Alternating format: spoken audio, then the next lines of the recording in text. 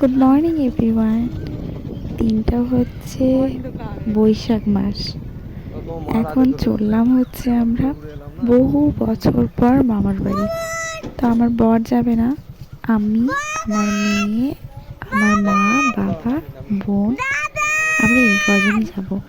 তা আমার বর মেয়ে আর কি অনেক দূরে যাবে বলে, ওর মন খারাপ করছিল বলে রাতের বেলা আমাদের বাড়ি চলে এসছে, আর আমাদেরকে একটু স্টেশন অবধি ছেড়ে দিয়ে গেল। লাস্ট মামার বাড়ি গিয়েছিলাম হচ্ছে মাধ্যমিক দেওয়ার পর, আমি আর বোন।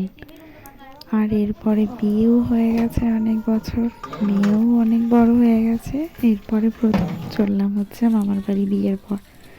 তো কিছু স্মৃতি আর কি আমি বন্দি করে নিয়ে এসেছি। আবার কবে যাওয়া হবে সে তো জানি না, তো এগুলো দেখবো। আর ছোটবেলার স্মৃতির কথা মনে পড়ছিল খুব। এবারে গিয়ে যেন একটা অন্যরকম অনুভূতি। কত বছর পর মামার বাড়ি যাওয়া, ছেলেবেলার সেই মামার বাড়ি।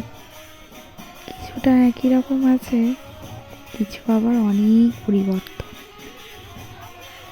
তো এগুলোই আর কি স্মৃতির পাতায় লিখে দেবো বলে ভিডিও করে নিয়ে এসেছিলাম। তোমাদের সাথে শেয়ার করাই হয়নি, তো ভাবলাম আজকে একটু শেয়ার করি। মামার বাড়িতে এই বৈশাখ মাসে হয় 24 প্রহর, আর লাকিলি আমি এই 24 প্রহরেই এসেছি।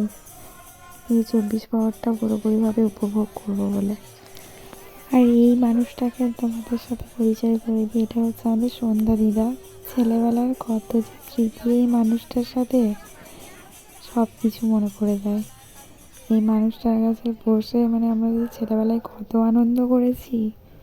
আর এরপরে তোমাদের সাথে পরিচয় করিয়ে দিই, আমার পাশে যিনি আছেন উনি হচ্ছেন আমাদের 6টা ভাগ্নির একমাত্র মামি, খুব আদরের